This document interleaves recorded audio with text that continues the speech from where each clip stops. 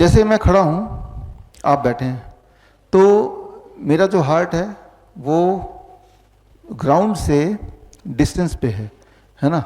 लेकिन अब अगर मैं बैठ जाऊं तो मेरा हार्ट ग्राउंड से करीब आ गया, लेट जाऊंगा तो बिल्कुल ग्राउंड के पास ही आ गया।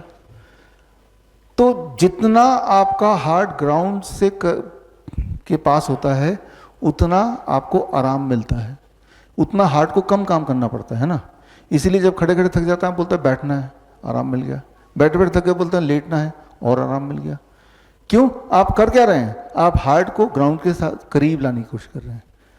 क्योंकि जब मैं खड़ा हूं तो हार्ट को, ब्लड को यहां पंप करने के लिए धक्का ऊपर लगाना पड़ रहा है, जबकि ग्रेविटी क्या कर रही है? नीचे खींच रही है। हार्ट ऊपर भेज रहा है, ग्रेविटी नीचे खींच रही है, दोनों के बीच में बैलेंस है, तो मैं खड़ा हूं। लेकिन अगर मैं ऐसे ही खड़ा रहूं 20 मिनट तक बिना हिले डुले तो धीरे धीरे ग्रेविटी जीतने लगेगी और हार्ट हारने लगेगा। तो धीरे धीरे ये जो ब्लड यहाँ पे ये नीचे कम होता जाएगा। जब ब्लड का सप्लाई यहाँ कम होगा तो क्या होगा? चक्कर आएंगे, धड़ाम से इंसान गिर जाता है। बचपन में याद कीजिए, स्कूल के असेंबली में ऐसा होता है ना, बच्चे ऐसे खड़े हैं और धड़ाम से गिरते हैं असेंबली में।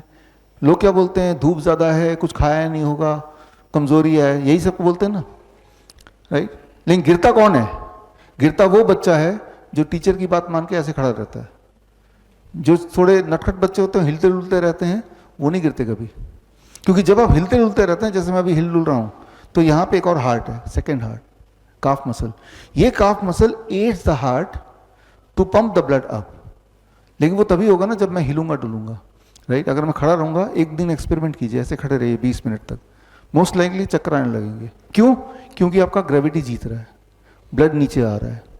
तो मैं इस उदाहरण से ये समझाना चाह रहा हूं कि आपका ग्रेविटी पर, आपके बॉडी पर ग्रेविटी का इन्फ्लुएंस हर पल है। इस इन्फ्लुएंस को मैनिपुलेट करके हम कई सारी इमरजेंसी सिचुएशन को ठीक कर सकते हैं। कैसे? इसको समझिए कि जैसे ही बेहोश हुआ वो तो गिर गया ना, लेट गया। लेटते ही उसका हार्ट, उसका ब्रेन, बॉडी का सारा पार्ट एक ही लेवल पे आ गया। अब दोबारा से सर्कुलेशन स्टार्ट हो गया ठीक से, ब्लड पहुंच गया ठीक से, तो 2-3 मिनट के अंदर होश आ गया उसको।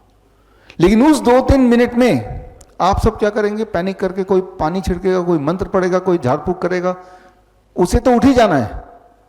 लेकिन जो भी आप एक्टिविटी करेंगे उस 2-3 मिनट में आप सोचेंगे कि इसकी वजह से वो ठीक हो गया, है ना। तो ये ग्रेविटी एज मेडिसिन है। आपने पोस्चर चेंज कर दिया, लिटा दिया, तो ठीक हो गया वो। क्यों? क्योंकि heart is at the same level as the head. अब हार्ट को उतनी ताकत लगानी नहीं पड़ती, सर्कुलेशन रिस्टोर हो गया।